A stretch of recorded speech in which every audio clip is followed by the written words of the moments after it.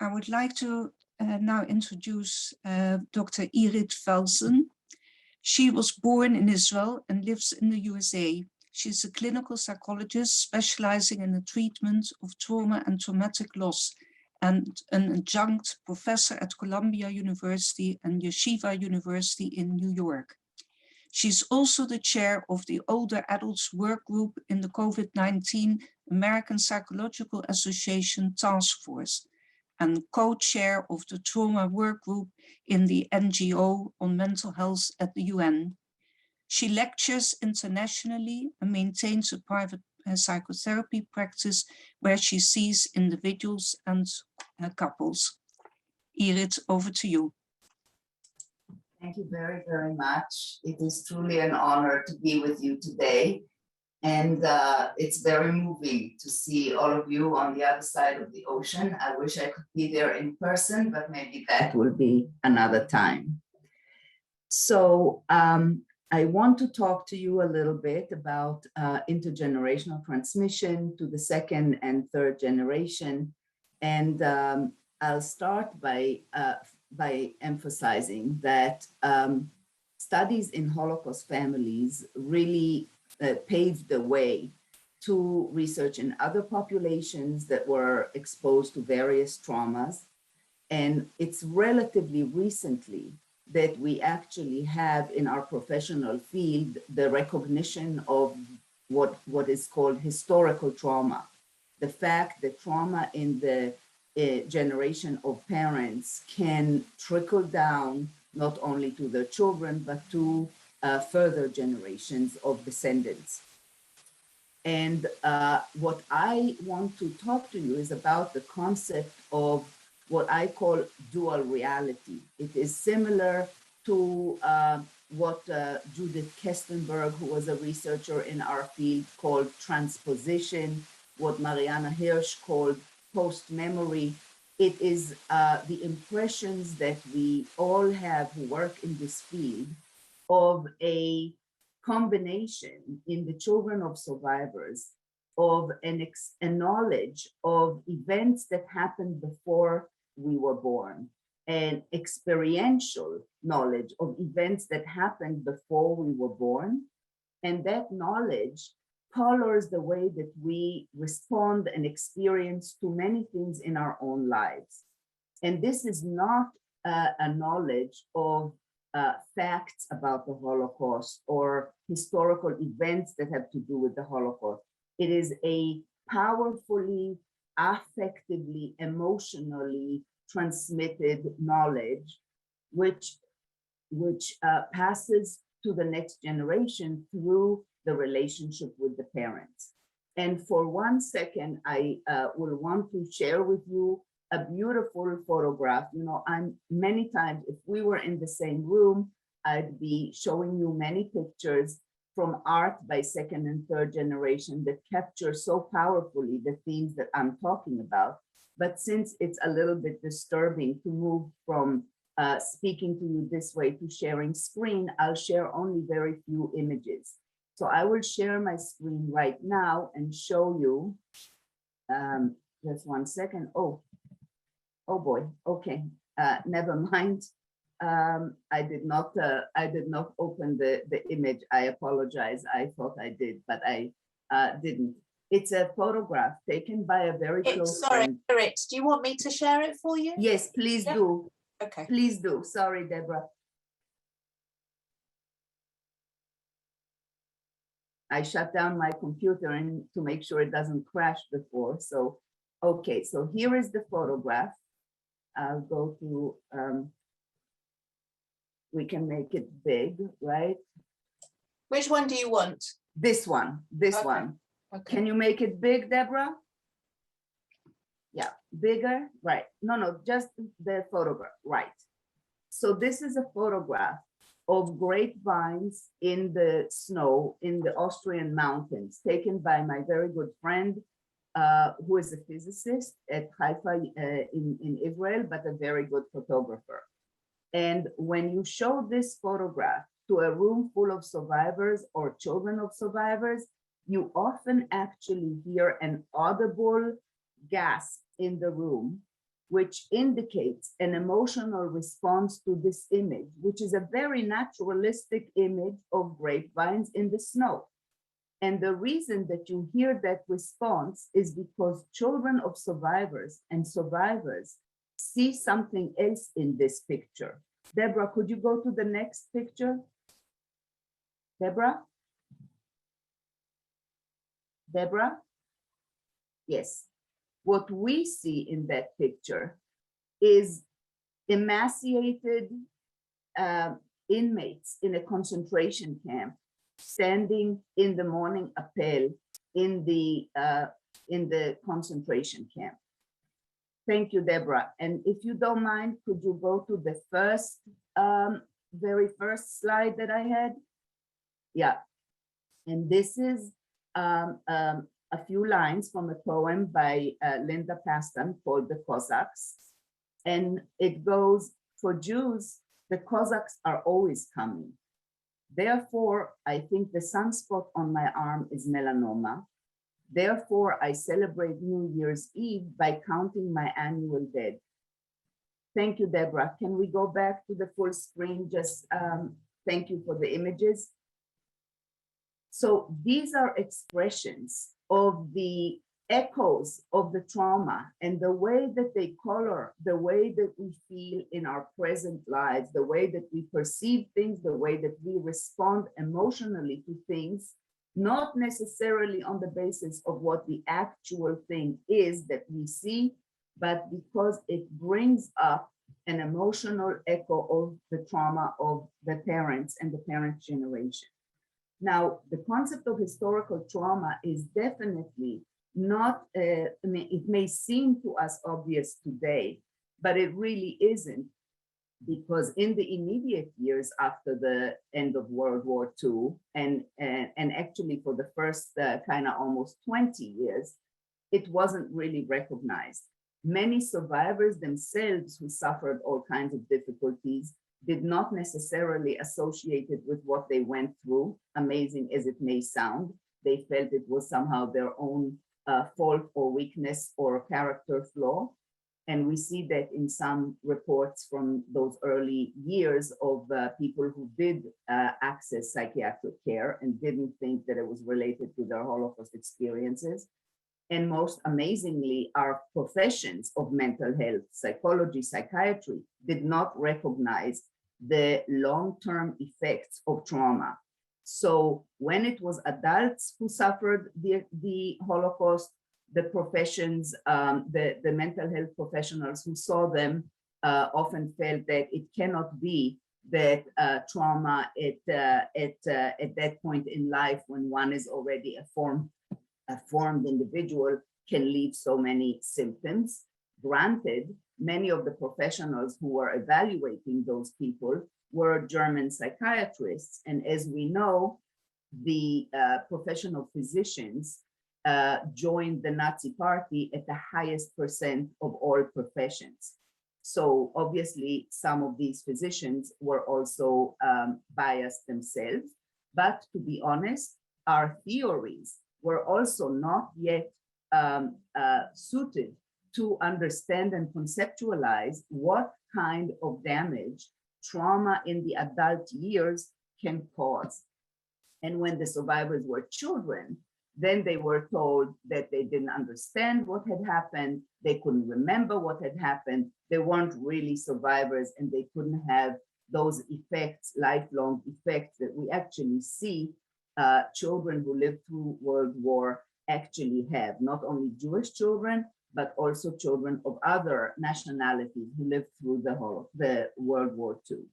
So definitely, if the long-term effects of the trauma on the survivors themselves did not really get acknowledged until very late time, the idea of transmission to their children was much more complicated, because it not only was not acknowledged, it actually has been associated with a very emotionally loaded debate and dispute, which continues to this day, despite a very large body of robust empirical data by now that shows evidence for the fact that trauma in the generation of the parents is associated with all kinds of psychobiological effects in the descendants of survivors.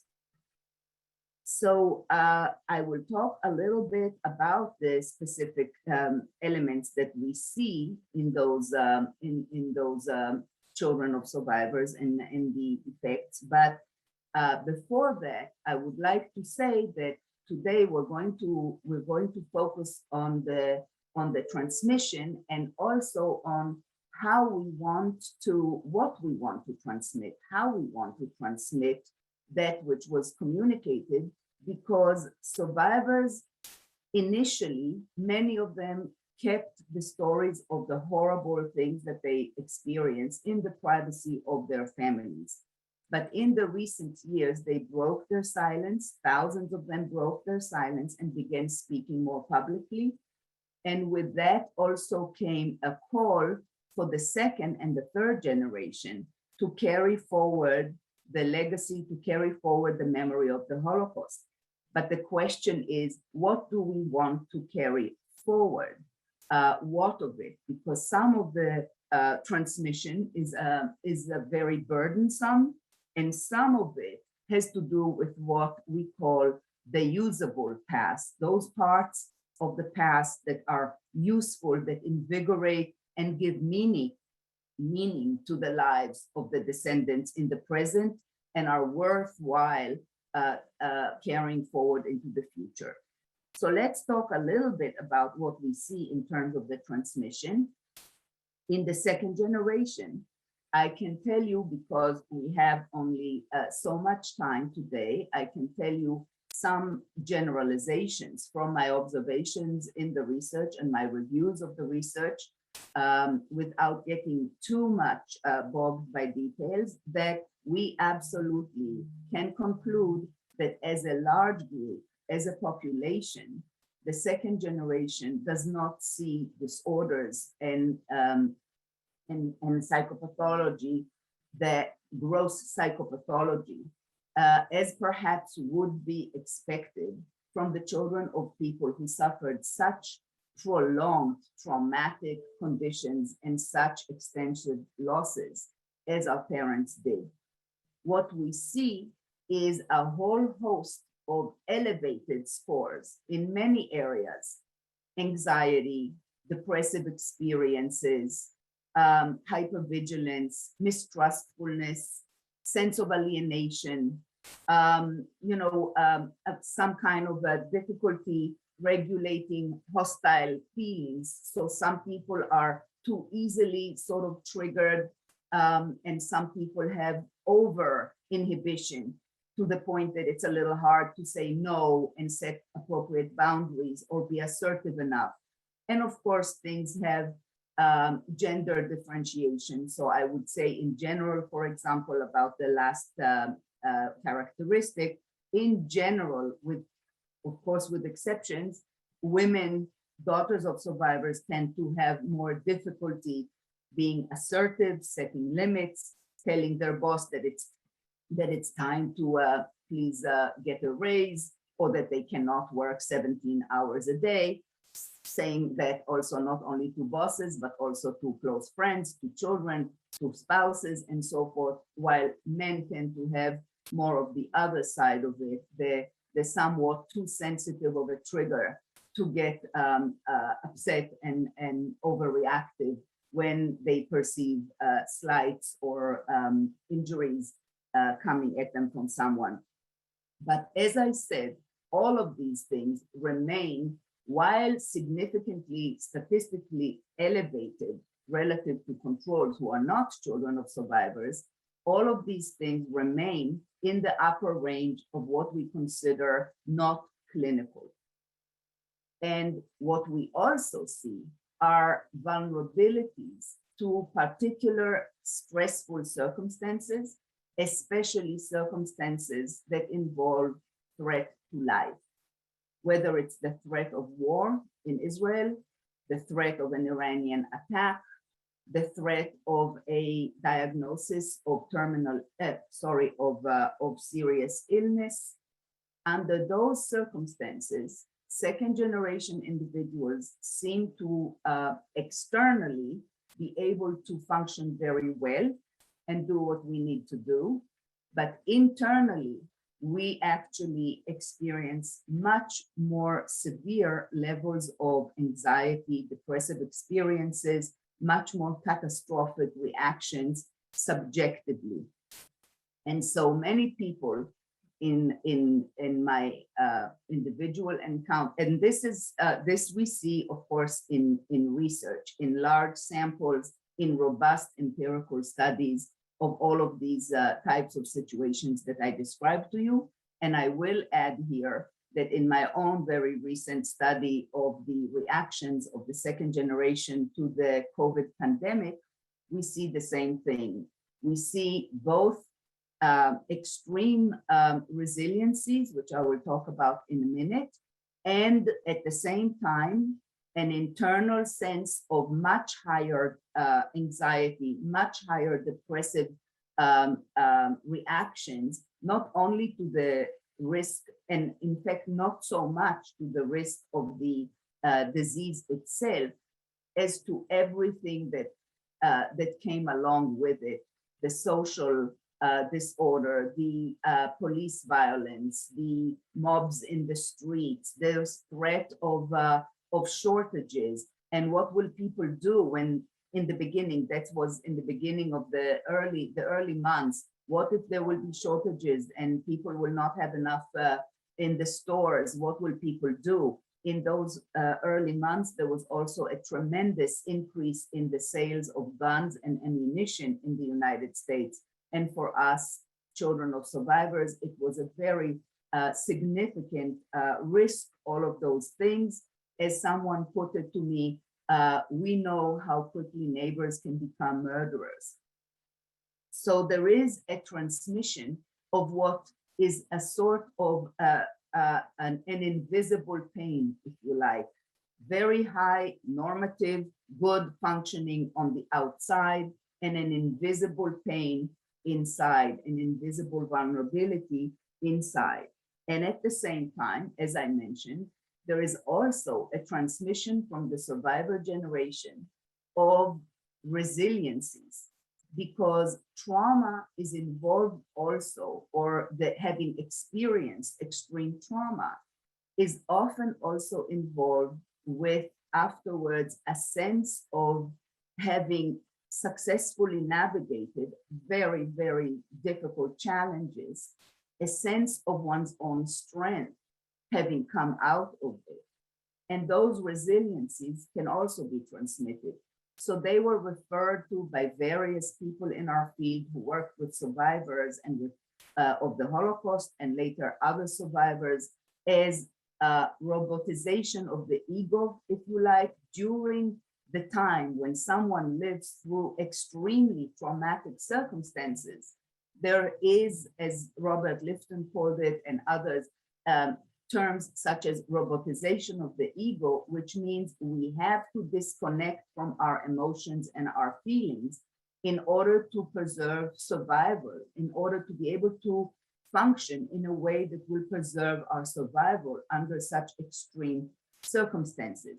It leads to a, it leads to a certain, what was called hardening or stealing, an emotional sort of distance from one's own feelings, a certain lack of empathy to one's own pain, tiredness, depression, sadness, in order to be able to continue to function in the service of survival.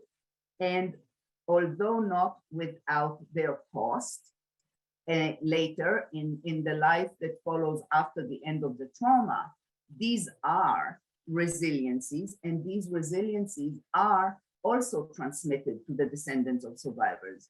And so in a study of middle-aged second generation individuals, for example, in Israel, my colleagues found that on the whole, children of survivors in middle age expressed a higher sense of well-being relative to controls, but at the same time, had also more physical and health conditions, than their peers. And I feel it's very understandable. You know, we grew up basically with that kind of hardening in a way, which also became part very much of the general culture in Israel. But as we see from the results of that study, even more so for the children of survivors, with sentences such as, oh, you have a headache? Well, that's good. It means you have a head, right? So a certain kind of like dismissal of whining or complaining and of physical discomfort as well as emotional discomfort. And so the result of it is maybe that you don't pay attention to small signs of some kind of a physical problem until the problem becomes too big. You don't go to the doctor when it starts, and therefore the problem evolves and becomes too big. It does serve the sense of well-being, it does serve the sense of resilience, but it does not serve well attention to things that should be attended to. So really what we see in the difference between the and some of these things are of course transmitted to the third generation. We do see in studies that Holocaust survivors, second generation and third generation, all of us have higher levels of anxiety and depression than our peers, our respective peers. But we also see that there are differences between the second generation and the third. And you know, one could say that the second generation grew up with what the writer Thane Rosenbaum, second generation writer, called secondhand smoke. We grew up with secondhand smoke, inhaling it directly.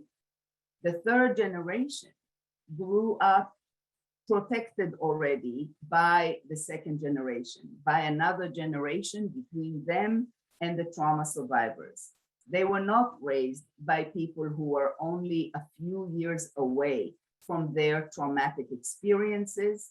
They were raised by the second generation. There's a certain dilution there. There's a certain protection there. And there are two other important facts amongst others that I want to mention, which are of course that the survivor grandparents are at a different place in life, different time in life by the time the grandchildren arrive. And the grandchildren grew up in a very different historical time with very different historical attitudes about the Holocaust. Whereas in the early years when children of survivors were being raised, there wasn't very much attention to the experiences of Holocaust survivors, and there were all kinds of derogatory and suspicious attitudes about how people survived and why did they survive and not others, and what did they have to do in order to survive.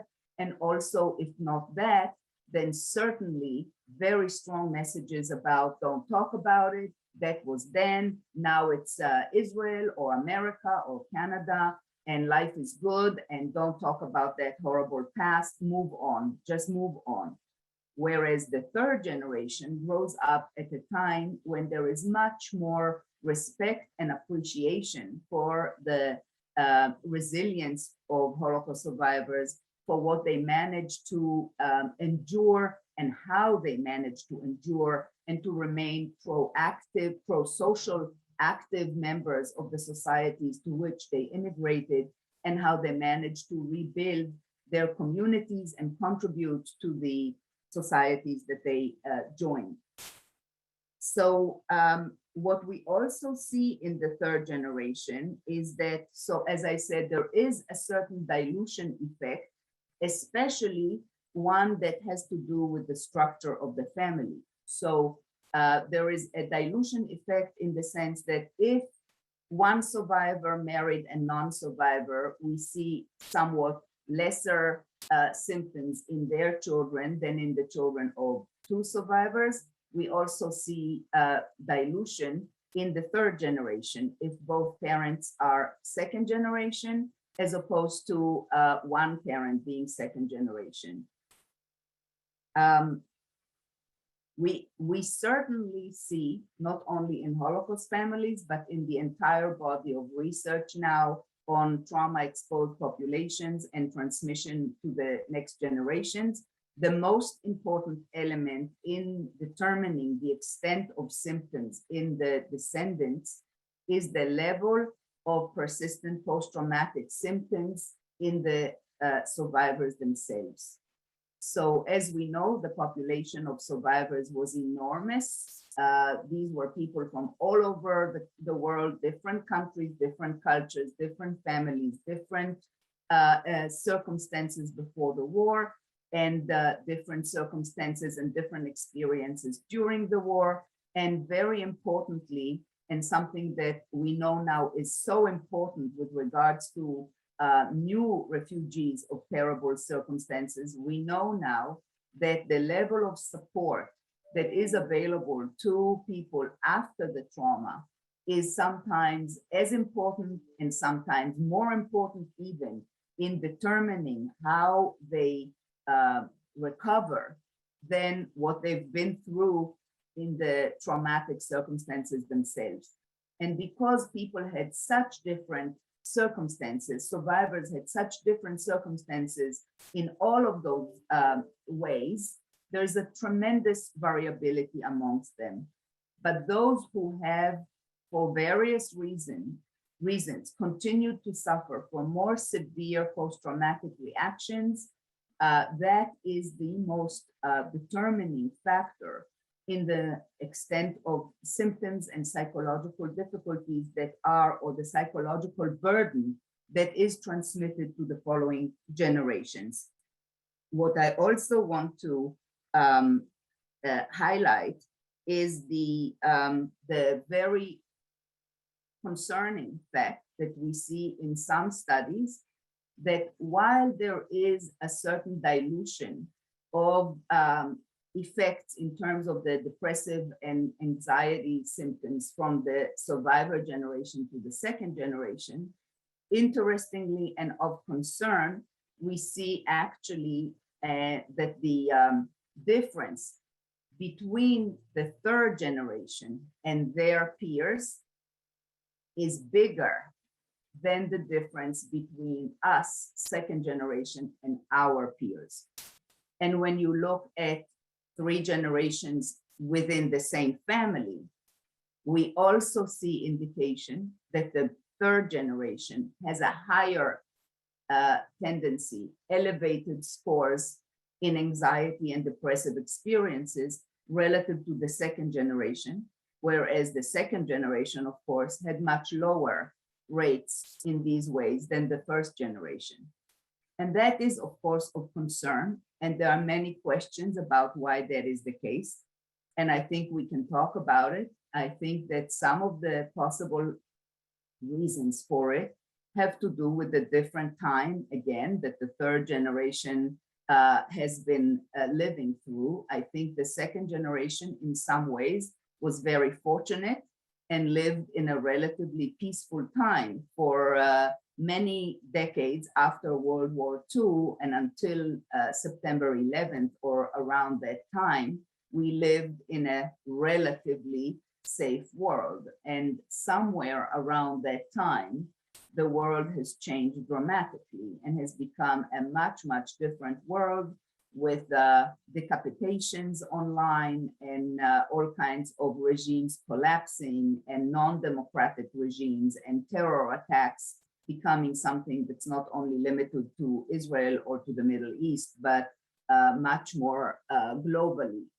And it's very possible that the same sensitivities that the third generation has, knowing and being familiar with the history of their grandparents, makes them more sensitive to these events and to the ramifications of these events than their peers who live also in the same time, but don't have the same sensitivities.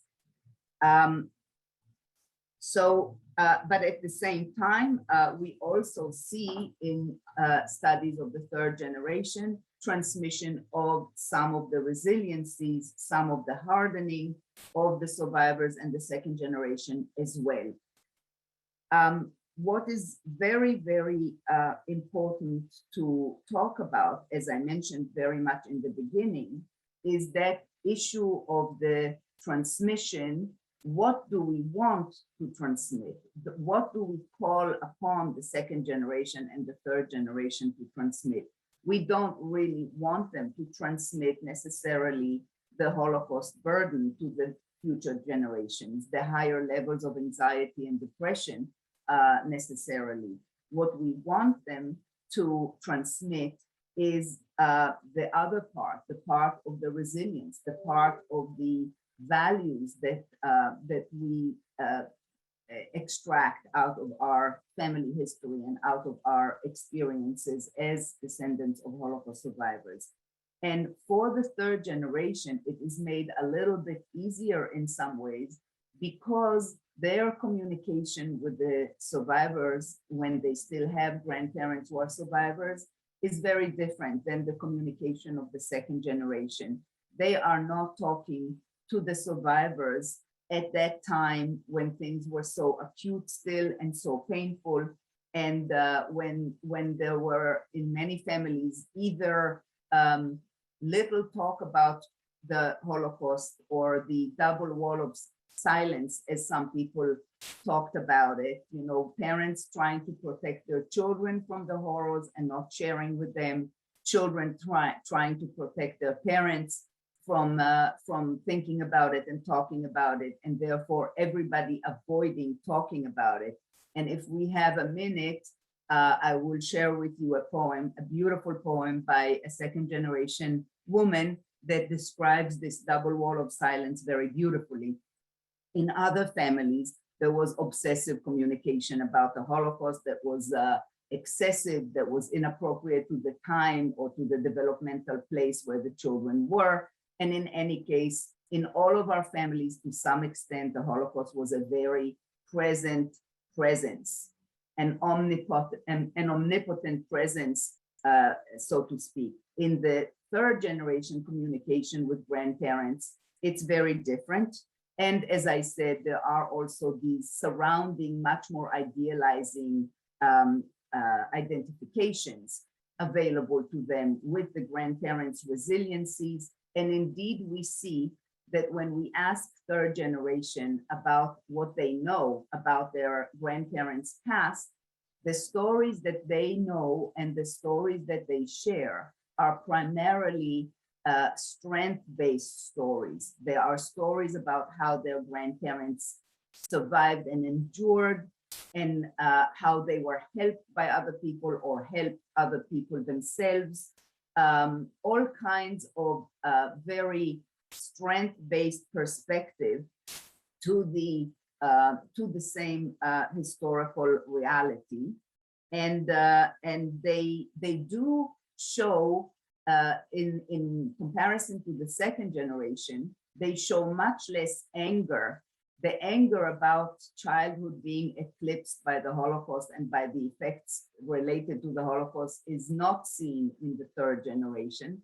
But what you do see there is a sense of absence, of void, of loss, of inability to connect with all kinds of pieces of the family narrative and the family history that we had and that we got in a very sort of explicit and implicit way through fragments of information that the parents shared throughout our childhood and adolescence. So they feel the lack of it, and they actively search by interviewing grandparents and other people, by going on special trips to the sites of where their grandparents lived and where the family was, and Holocaust-related sites, and by doing a lot of archival research, which is now so much more possible than it was when we, second generation, were growing up.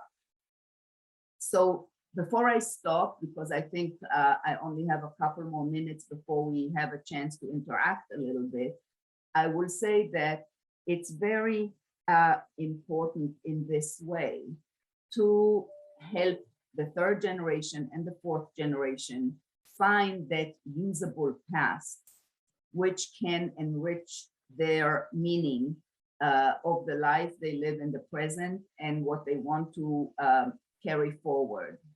And that usable past has two parts in our families.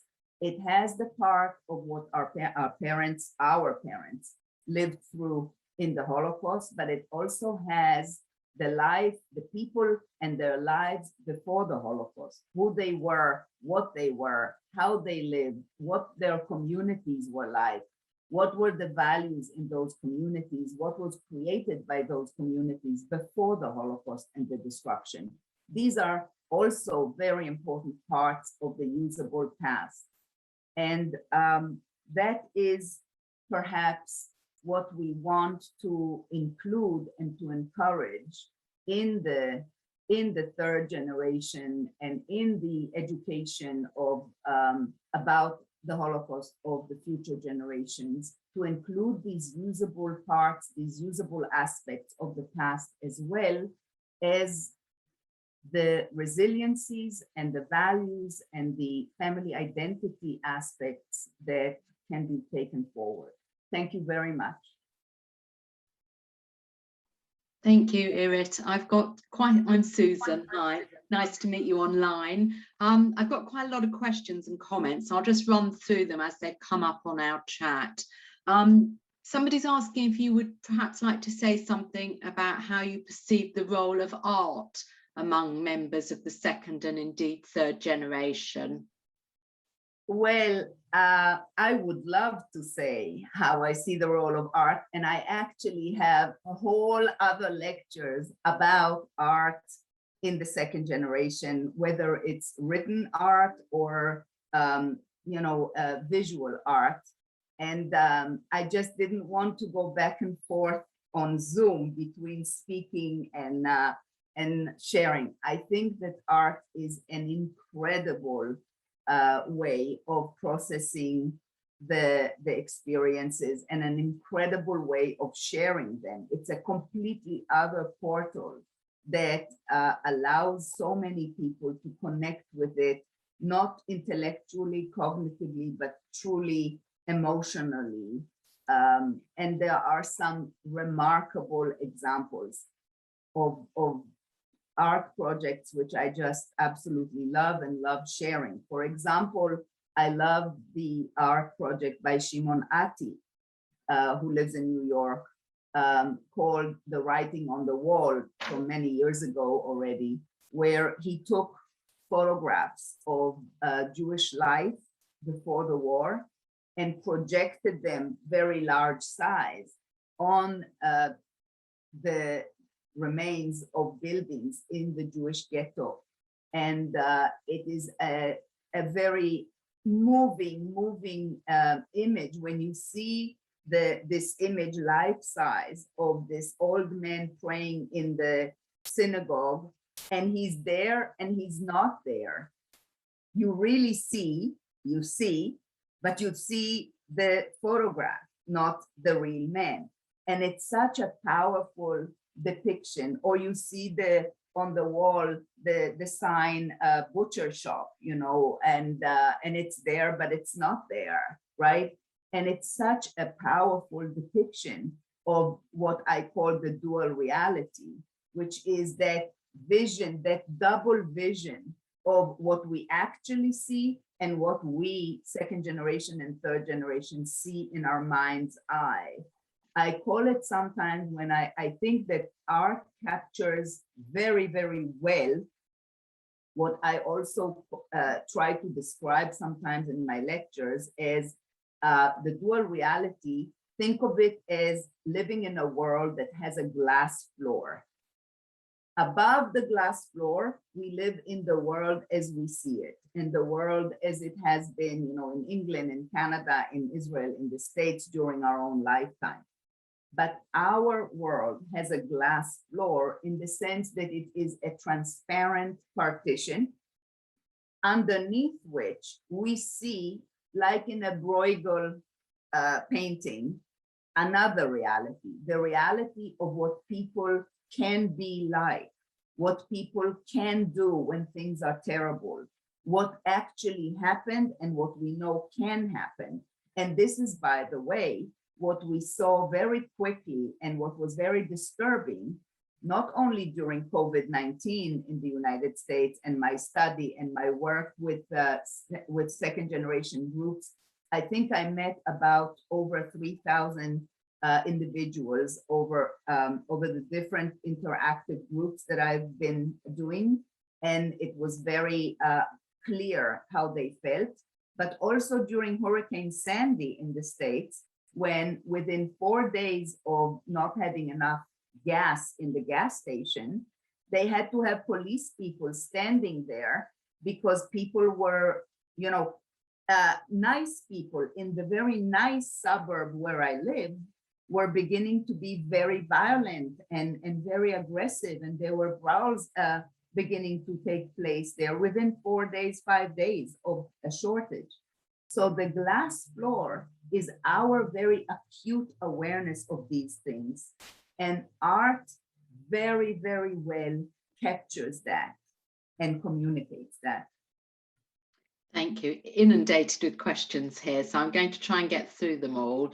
A couple of questions from various people who've asked whether you've noticed a difference between the children of refugees and actual Holocaust survivors, so children of people who've come out of the camps. And well, I think my definition of survivors, consistent with the formal definitions by the Claims Conference these days, includes as survivors not only the people that came out of the camps, but people that came out of various types of circumstances under Nazi-controlled, in Nazi-controlled territories.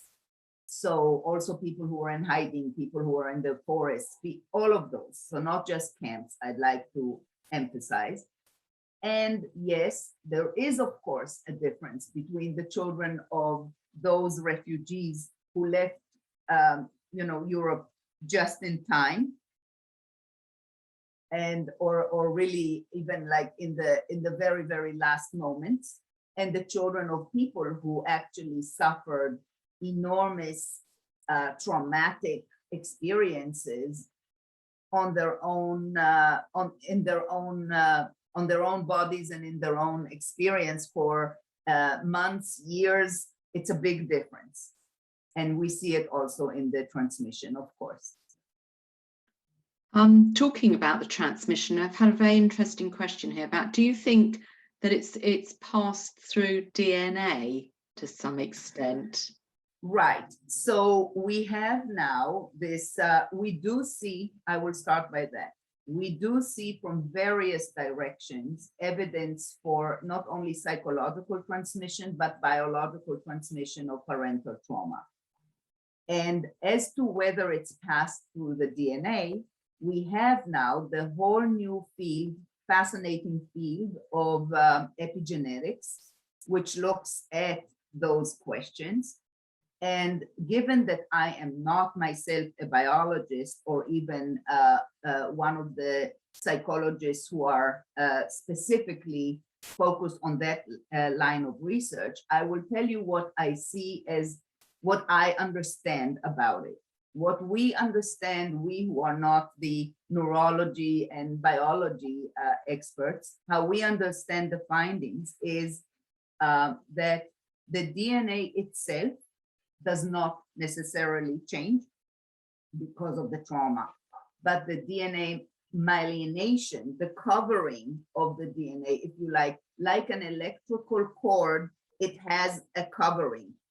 And that plastic covering that we can peel off of an electrical cord, think of it that way, that the trauma peels off certain sections of that myelination.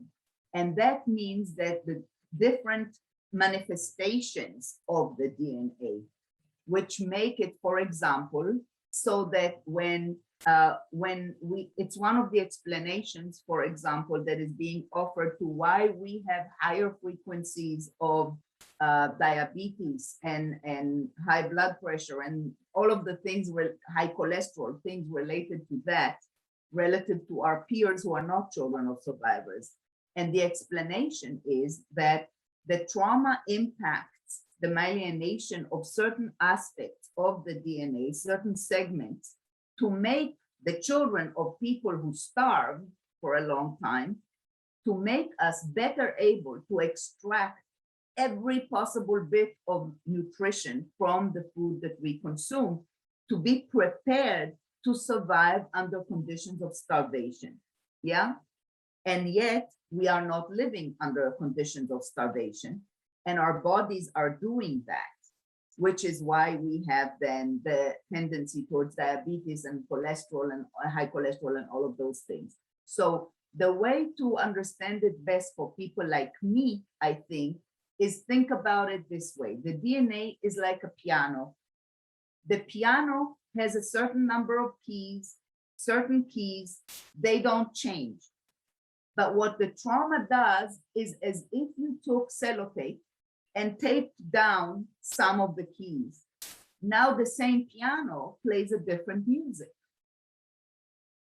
And that's the way I think we understand the effects of trauma, the epigenetic effects of trauma. The DNA doesn't change, but its manifestation changes.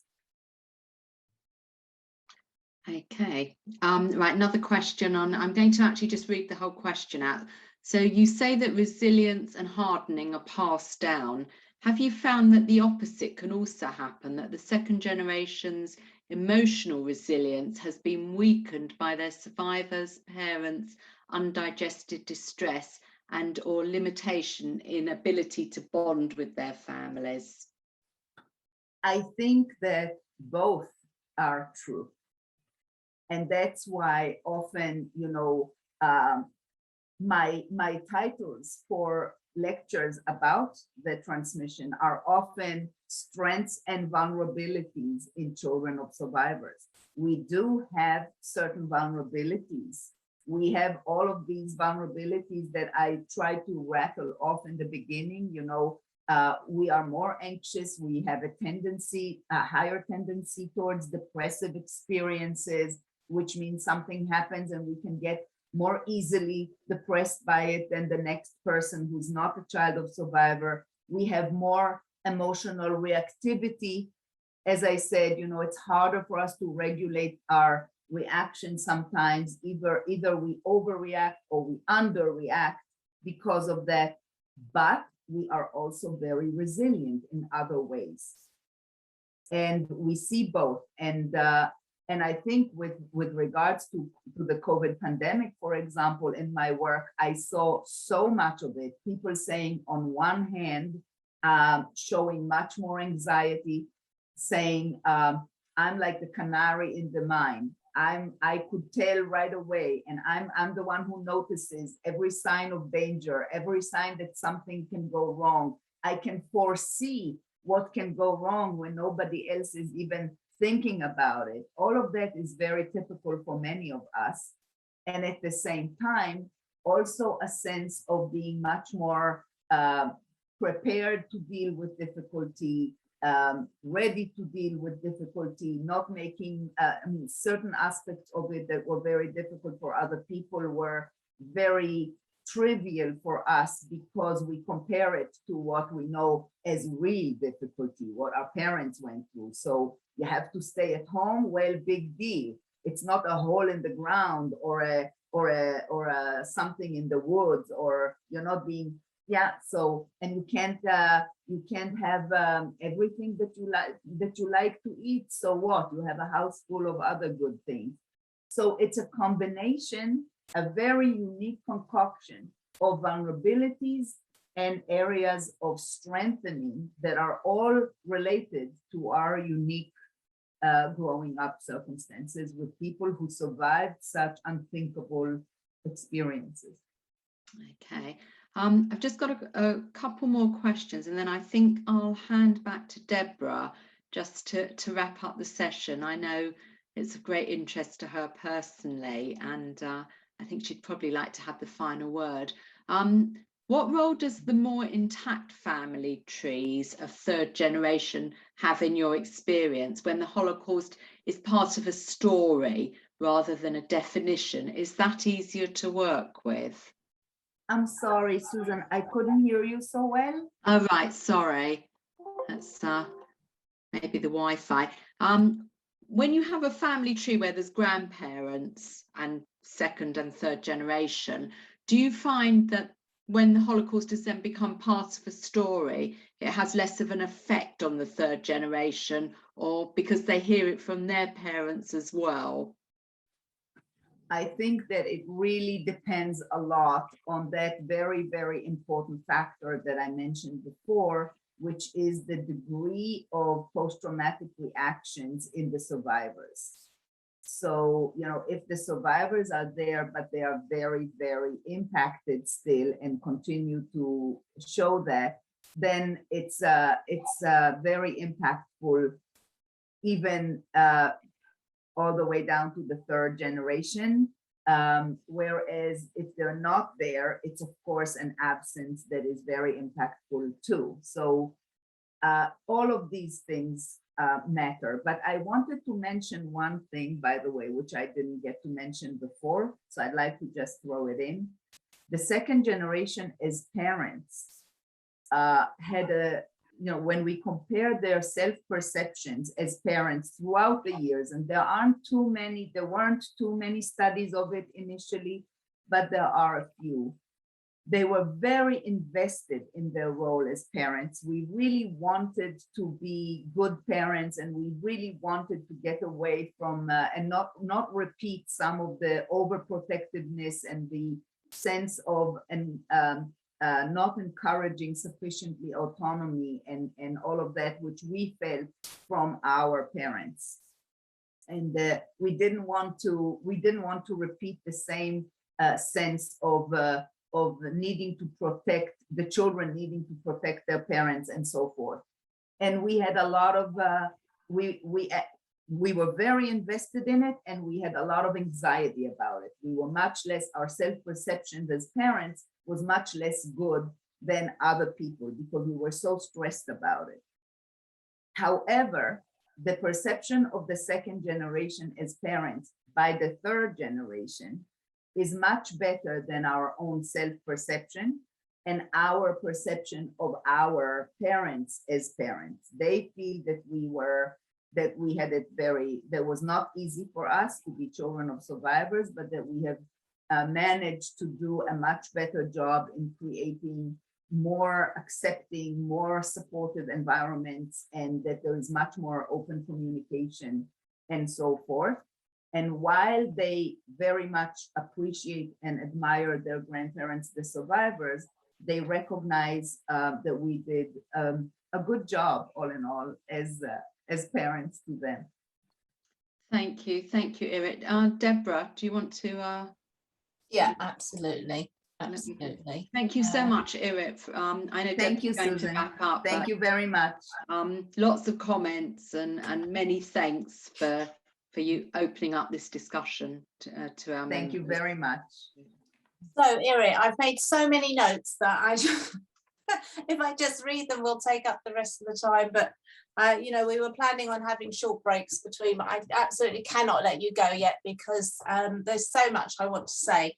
And I hopefully I'm speaking for a lot of our audience. So if anybody missed my my introduction at the beginning and don't know me, I'm second generation myself. I'm very emotional because everything is like, oh, sorry, how did you get into my head? I mean, like everything you say is just like tick, tick, tick. The melanoma, I mean, yeah, completely. In case I forget to say at the end, thank you for ending on a positive note, because I have 2 daughters, and to hear you say that we're doing a good job, even though you don't know my daughters, yeah, I'm very emotional, really. The whole thing has just been, you know, my daughter suffers from anxiety and she was waiting for a catastrophe to happen. These are all words that you said. And when COVID came along, she said, well, that's it, here's the catastrophe. And she was actually quite relieved. Yeah, many people said that, second and third generation. And by the way, Deborah, if you would like, I will send the link to a couple of descriptive papers that I wrote about our reaction during COVID, and you can share it with people if you'd like. Lovely, that would be lovely, thank you. You talked about the second generation being very sensitive to, what did you say? I can't remember what. Sensitive to things. And I have to say, I lived in Spain for a while, and there was an earthquake. And I was the only one who could feel the aftershocks. Yeah, I know I'm putting that down to me being second generation. That's exactly right. We sense these things that other people,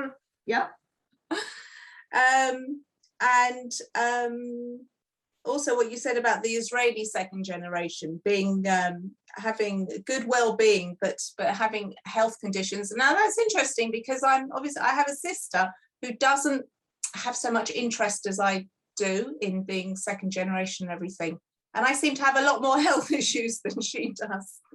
So there you go, I can tick that box now. I know why.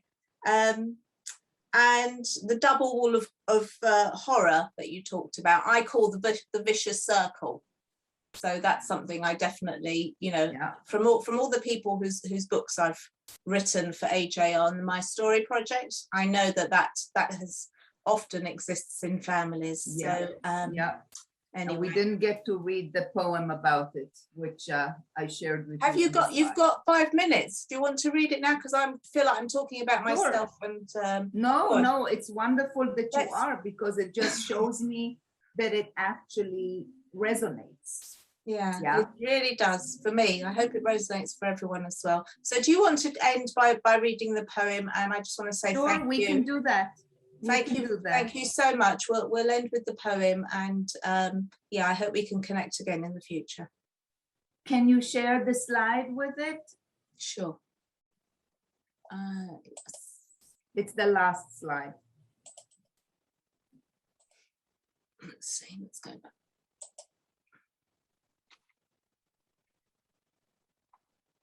Last one? Yeah. Not this one? Yeah, that one. That one, okay. So you were mute to free our spirits. You kept secrets to spare us grief. Yet we were tethered to your pain and mourned for your losses. How could you know your eyes spoke volumes and your silence painted pictures? In perfect step we moved, not too close, not too much, not so soon. Please don't push. If you think we didn't care, we thought you didn't either. If you thought we didn't need your burdens, we thought we wouldn't bother you with ours. You thought, we thought, you assumed, and so did we, all to keep us safe, all to keep you unhurt. That's lovely. Okay, thank you, Irit. Thank you so much. Thank you very much for the invitation to be with you.